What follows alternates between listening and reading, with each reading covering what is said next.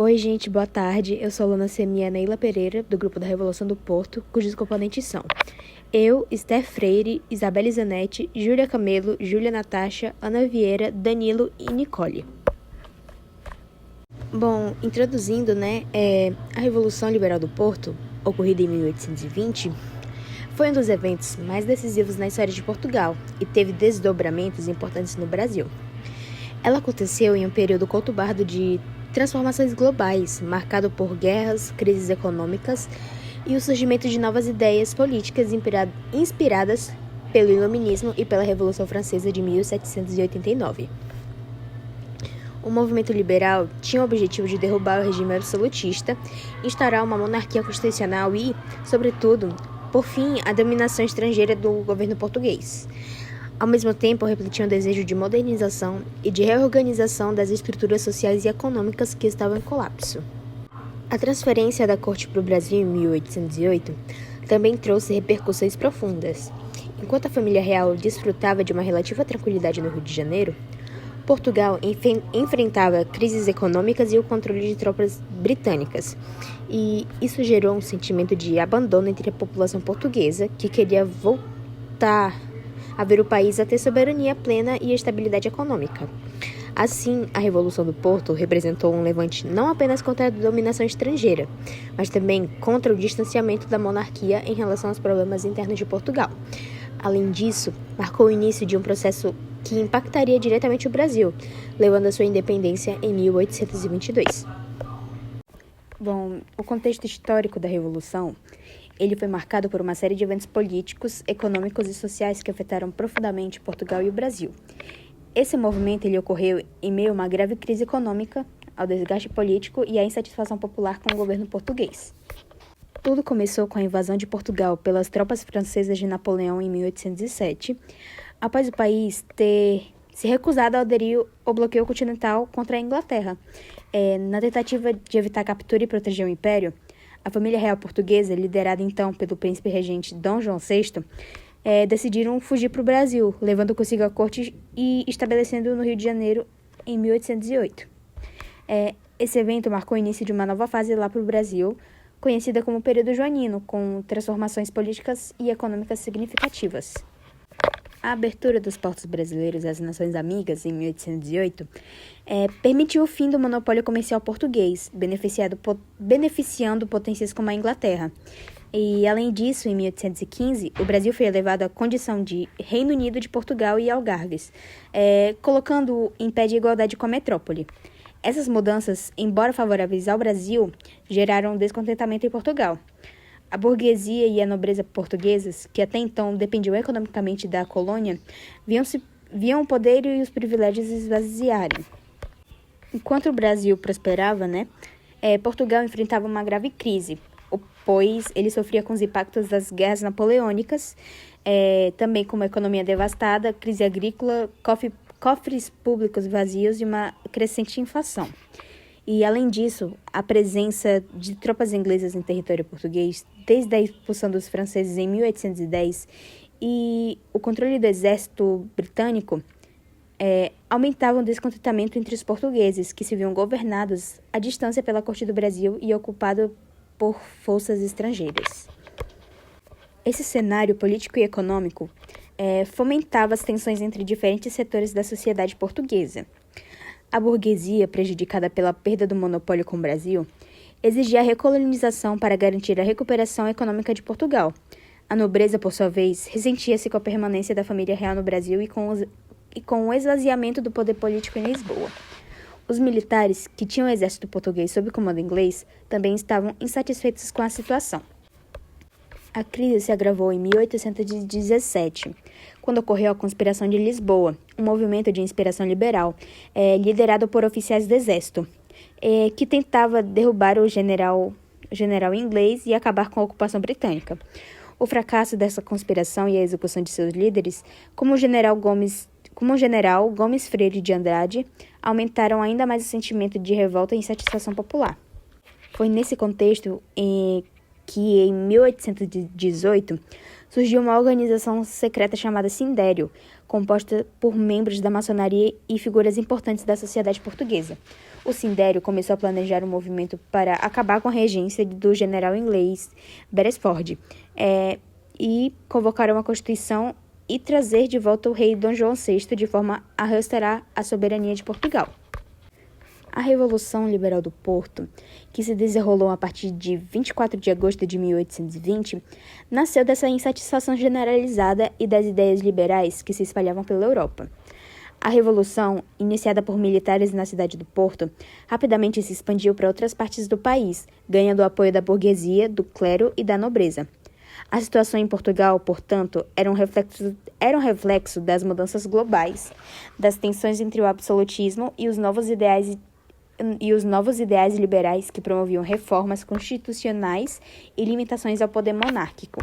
Bom, em resumo, o contexto histórico da Revolução Liberal reflete uma crise profunda em Portugal, agravada pela transferência da corte para o Brasil e pela dependência de Portugal das potências estrangeiras.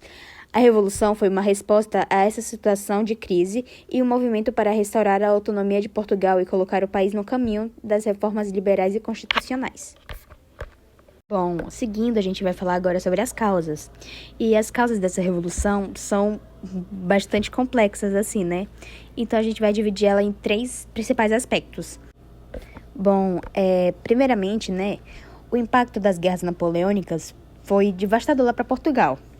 E em 1807, o Napoleão Bonaparte, frustrado, né, com raiva, assim, com a recusa de Portugal em aderir ao bloqueio continental contra a Inglaterra, né, ordenou invasão ao país. E com o resultado disso, né, a família portuguesa, liderada lá por Dom João VI, fugiu para o Brasil, deixando Portugal sob controle estrangeiro. As tropas francesas foram expulsas lá em 1810, mas Portugal ficou sob ocupação militar britânica. E esse período de controle estrangeiro, né, gerou grande descontentamento, né, especialmente entre os militares portugueses, que viam o país sendo governado por uma potência estrangeira, enquanto a família real vivia em segurança no Brasil. A crise econômica também foi uma das causas principais, né? Portugal, ele estava com uma situação financeira, assim, desesperadora, né? E com a transferência da corte para o Brasil, o país perdeu o monopólio sobre o comércio colonial e viu sua economia cair. O comércio com o Brasil, que antes favorecia Portugal, passou a beneficiar diretamente a Inglaterra, que dominava as relações comerciais entre os dois países. A agricultura portuguesa estava em declínio, as indústrias eram incipientes e o país enfrentava uma grave inflação, agravada pela destruição das invasões francesas. E sem recursos, né, para sustentar a sua economia, Portugal se viu cada vez mais dependente das potências estrangeiras e que gerava insatisfação entre a população e as elites. Também tem as ideias liberais, né, inspiradas pelo Iluminismo e pela Revolução Francesa, que também desempenharam um papel crucial, né?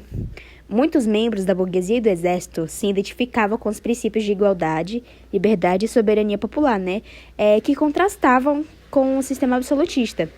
Esses ideais liberais começaram a se espalhar entre as elites, especialmente entre os jovens oficiais militares, que viam na Revolução uma oportunidade para modernizar o país e acabar com o poder do monarca. Seguindo, agora a gente vai falar sobre o início da Revolução. Bom, a Revolução começou em 24 de agosto de 1820, na cidade do Porto. Oficiais militares, juntamente com os membros da burguesia, tomaram a iniciativa de liderar o levante. O objetivo inicial era formar uma junta provisional, que assumisse o controle do governo e convocasse cortes constituintes para redigir uma nova Constituição. Bom, a escolha do Porto como ponto de partida não foi acidental, né? A cidade, como importante centro comercial e industrial, né, tinha grande influência e poder. E, além disso, a população do Porto, em especial os militares, estava profundamente insatisfeita com a ocupação britânica e a crise econômica. O movimento rapidamente ganhou adesão, né? E em poucos dias, a Junta Provisional do Governo Supremo do Reino, né, foi formada. E esse foi o primeiro passo para a Revolução se expandir para outras partes do país. Olá, eu sou a aluna CME Aileen e eu vou dar continuidade à videoaula. Após o sucesso inicial no Porto, a Revolução rapidamente se espalhou para outras partes de Portugal. Em Lisboa, o movimento foi recebido com entusiasmo. A burguesia lisboeta, composta por comerciantes e intelectuais, estava ansiosa por mudanças que limitassem o poder do rei e trouxessem mais autonomia política e econômica. A insatisfação com o governo e o desejo de ver a monarquia constitucional implantada eram sentimentos amplamente compartilhados.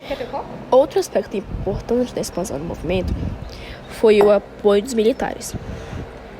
Oficiais do exército que se sentiam desvalorizados pelo governo apoiaram o movimento liberal, vendo nele a chance de retomar o controle do país e afastar os britânicos. O exército desempenhou um papel fundamental no sucesso da Revolução, tanto no Porto quanto em Lisboa. À medida que o movimento crescia, ficou claro que a Revolução tinha o apoio de amplas camadas da população, incluindo comerciantes, intelectuais e camponeses. Isso deu à Revolução a legitimidade necessária para desafiar o poder estabelecido e garantir que as mudanças desejadas fossem implementadas. Em 1821, as Cortes Constituintes foram convocadas. Essas cortes, formadas por representantes eleitos de várias partes de Portugal e do Brasil, tinham como objetivo redigir uma nova Constituição para o país. A convocação das cortes foi um dos principais objetivos da Revolução e sua realização representou uma vitória significativa para o movimento liberal. O processo de elaboração da Constituição foi marcado por debates intensos, especialmente em relação ao futuro do Brasil. As cortes desejavam que o Brasil voltasse a ser uma colônia, revertendo as mudanças feitas por D. João VI. Em 1815, quando o Brasil foi elevado ao status de Reino Unido de Portugal, essa demanda gerou grande insatisfação entre as elites brasileiras que já tinham se beneficiado das novas liberdades econômicas e políticas proporcionadas pela presença da família real. A pressão das cortes para recolonizar o Brasil acabou por intensificar o movimento pela independência que viria em 1822. A Constituição de 1822 foi um marco na história política de Portugal. Ela representou a consolidação das ideias liberais no país e a transição para uma monarquia constitucional. A Constituição estabeleceu a separação de poderes, limitou os poderes do monarca e garantiu uma série de direitos e liberdades civis, como a liberdade de imprensa e o direito à propriedade privada. Embora a Constituição tenha representado uma vitória para os liberais, sua implementação não foi fácil. Muitos setores conservadores da sociedade portuguesa, incluindo parte da nobreza e do clero, resistiram às mudanças. Além disso, a pressão para recolonizar o Brasil foi um dos fatores que levou à independência do país. Consequências: a Revolução de 1820 e a promulgação da Constituição de 1822 tiveram consequências profundas, tanto em Portugal quanto no Brasil. Em Portugal, o absolutismo foi abolido e o país passou a ser governado de acordo com os princípios de uma monarquia constitucional. Essa mudança abriu caminho para uma modernização das instituições e para a introdução de novas ideias políticas e sociais. No Brasil, as exigências das cortes para a recolonização acabaram por acelerar o processo da independência. A insatisfação das elites brasileiras com a perda de autonomia e as demandas cada vez mais restritivas de Portugal levaram a Dom Pedro I a proclamar a independência do Brasil em 7 de setembro de 1822. O fim. A Revolução Liberal de 1820 atingiu seus principais objetivos com a promulgação da Constituição de 1822 e o retorno de Dom João VI a Portugal.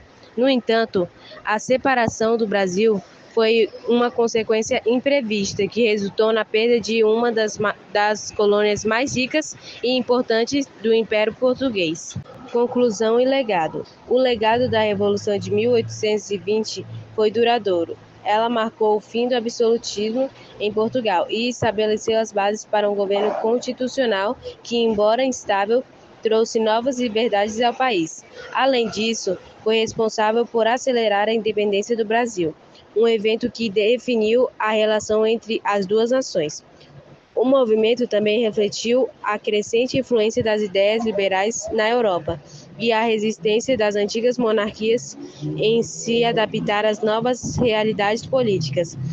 Em suma, a Revolução Liberal do Porto foi um divisor de águas que influenciou tanto o futuro de Portugal quanto do Brasil. Muito obrigada por assistir nossa videoaula. Espero que tenham gostado.